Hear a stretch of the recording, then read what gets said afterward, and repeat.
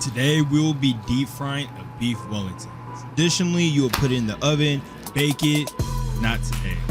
We're gonna fry it and see will it fry. To get started, we're gonna use a beef tenderloin, or more specifically, a Chateaubriand, because we want no fat on this, or little to no fat.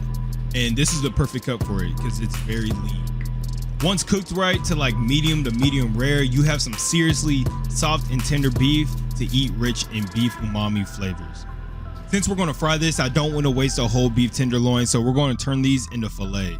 After we cut our beef into thick filet mignon pieces, we're going to add some olive oil, then we're going to season with salt and pepper.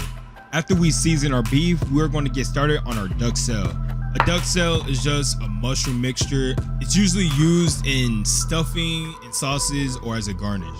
So to get started, we're going to roughly chop one whole shallot. Then we're going to get some garlic and roughly chop that up. Next, we're going to get our mushrooms. You can roughly chop this. You can nicely chop it. It doesn't matter. Make sure it is finely chopped.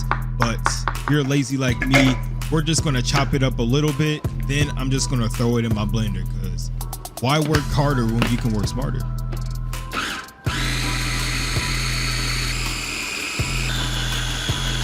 After we have made the mushrooms almost into a paste, we're going to get a skillet on medium-low heat. We're going to add in some olive oil. Once that pan gets super hot, we're going to add in our shallots. Then we're going to add in our mushroom mixture. Then we're going to add some garlic, some thyme, give that a mix. The goal here is to pull out as much moisture as possible from the mushrooms, because mushrooms are mainly made up of water. Now, even though we're trying to remove moisture from this, we're going to add in some red wine to give it some more flavor. So give this a mix until well combined. We're just going to keep cooking this until all the liquid has evaporated. Now we're going to season this with salt and move to the side. All right, so now for a beef Wellington, you have to sear the meat. So what we're going to do is get us a pan, add some olive oil, make sure your pan is super hot. And since we're going to fry this, in frying, it's going to cook the outside first. What we're going to do is we're going to sear this, but I'm going to cook it a little bit less than a medium rare.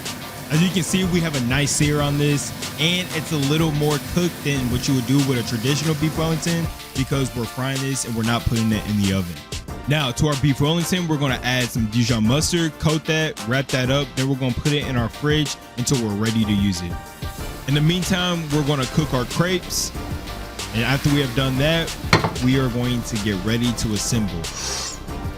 Ooh. So to get started, we're going to add our crepe down. Next, we're going to add our prosciutto down. After that, we're going to add in our duxelle, which is the mushroom mixture, and this is just going to hold everything below it in place. Now we're going to add in our beef Wellington on top. Then we're going to wrap this around in our duxelle mixture again. Then we're going to wrap this around in our prosciutto. Then we're going to top this with another crepe. After we have added that, to make this more manageable, I used the cookie cutter to make sure everything gets slim, and surprisingly it worked. Cut the excess off. Then we're going to wrap this in saran wrap to keep this uniform and tight, and we're just going to pull it out when we're ready to use it. I recommend at least having it in the fridge for at least 20 minutes.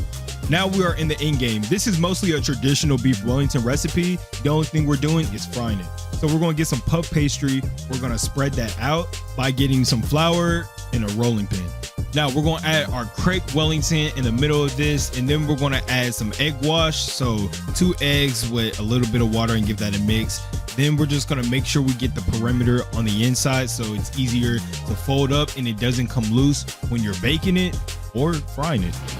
Now to some 350-degree Fahrenheit oil, we're going to add in our beef Wellington, and this is not going to take long. Like I said, when we were searing it, we cooked it a little bit less than medium rare. So when we fry this, this is going to help it cook a little bit, but it's going to help it get a crispy exterior. So make sure you fry this until golden brown.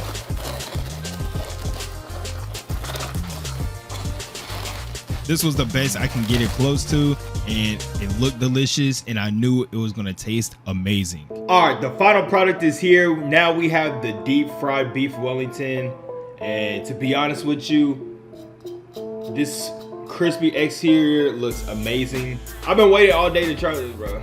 I did a red wine demi glaze, but I was so in a rush to try this that I kind of separated. I think we cooked it perfectly.